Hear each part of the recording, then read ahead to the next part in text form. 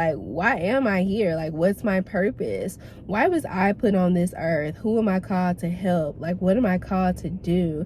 And so a lot of times when you ask somebody who they are, they'll tell you what their job title is. And basically, I just want to get away from that. And I want to focus on like who I am at the core. Hey everybody, welcome back to my channel. My name is Jer, and I haven't done a car video in so long. I just wanted to do a car video today because the lighting is impeccable. So it's December already. Usually for me, December is a time of reflection. Like, I like to take my journal and look through my journal posts throughout the year, look through my camera roll throughout the year, and go month by month and look at each month and kind of see where I was in that month, what I was working on, were there any mistakes that I made, what did I learn that month. So December is really reflective for me, and I've been thinking about things that I've learned this year, and I just wanted to share that with my YouTube family. Earlier this year, I made a video about how I didn't have my life figured out, but I knew that God had my life figured out. And when I think about this year, the word that comes to mind is gratefulness or gratitude, because I could have been in such a different space, but I'm so grateful for where I am. A year ago, my mom was diagnosed with stage 3 lung cancer. And just a few weeks before that, I had just lost someone that was very special to me to lung cancer. And I know other people who have lost their battle to lung cancer. So that was a very scary time for me. I was living in Atlanta. I was away from home. I wanted to go back home. Like, it was just a different space. I was in this job that I didn't really like. Actually, I couldn't stand that job. I'm gonna be honest. I couldn't stand that job. I was grateful for it, and I was grateful that I had a job, but I did not like that job at all.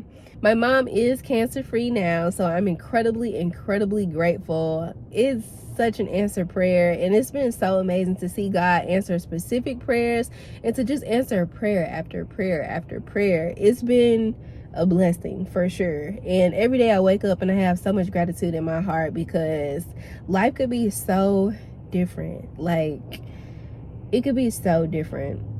And I even spent the majority of this year unemployed, like not getting paid. But now I'm doing something that I enjoy. I'm doing something I love. I'm back in higher education, still doing real estate on the side. And I feel like I have a much better balance. I am engaged now. I'm preparing to get married. That's another thing. Like, people tell you that when you get married and when you have a baby, people's true colors come out. And I was like, yeah, okay. But no, that's real. So to that point, one thing that I've learned is to just like be sure of my decisions and to stand in my decisions and to make sure that I have the right intention behind what I'm deciding to do. Ultimately, you have to do what's best for you. And my partner and I are thinking about our future, our life together, our financial future, and we decided that we're not going to have a super huge wedding. We're only having about 40 people at our wedding. We both invited 20 people each, and that means that some people won't be invited. So the biggest thing that I'm learning from that is to stand firm in my decisions, to be sure of my decisions, and just sure of myself. Another thing that has really stood out to me this year is my identity and what that really means, because I realized my identity was tied to my titles. For a long time, I was known for being an educator, right? So a pre-K teacher specifically, that's what I went to school for. I worked at a preschool for 3 years when I was in college. I worked Monday through Friday. Then when I graduated, I worked at an elementary school. And then when I left there, I was teaching the pre-K teachers.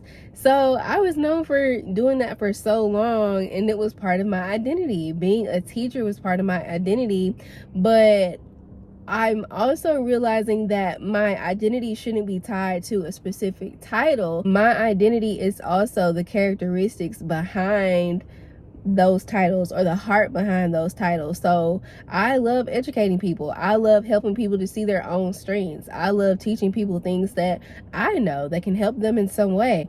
So that's what my identity is. My identity isn't preschool teacher. My identity can be the characteristics that are behind the titles, basically. Another part of that is real estate. So when I stopped being a full-time real estate agent, I felt like, oh my goodness, now what? Because real estate had become my identity. It was what I was doing 7 days a week.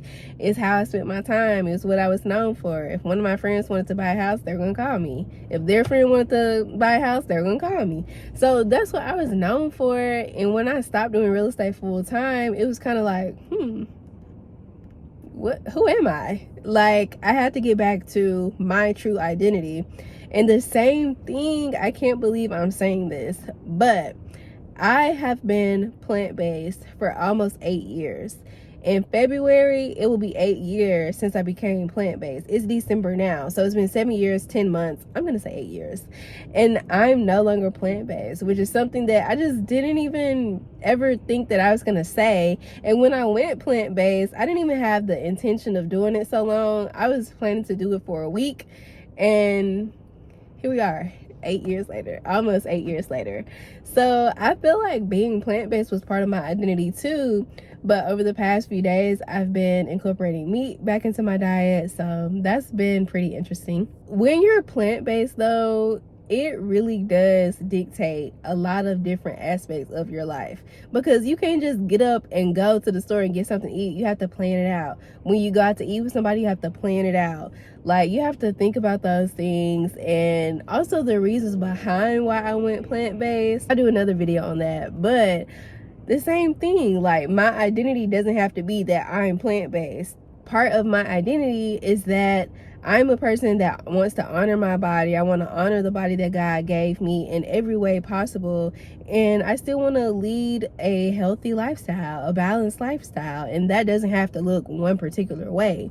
So I think the revelation is just realizing, like, okay, I don't have to be tied to these specific titles. My car just moved because it has a mind of its own. Anyway, I don't have to be tied to these specific titles, and ultimately my identity is who God created me to be. And I'm just figuring out who that is. Like, why am I here? Like, what's my purpose? Why was I put on this earth? Who am I called to help? Like, what am I called to do? And so a lot of times when you ask somebody who they are, they'll tell you what their job title is. And basically, I just want to get away from that. And I want to focus on, like, who I am at the core. As I continue to evolve, my perception of myself continues to evolve. And I feel like I'm constantly wanting to reintroduce people to the new version of me, because I feel like I'm constantly changing. Like, the person that I was in 2018 is not who I am now. The person that I was earlier this year is not who I am now. The person who I was when I was really hangry earlier today is not who I am now.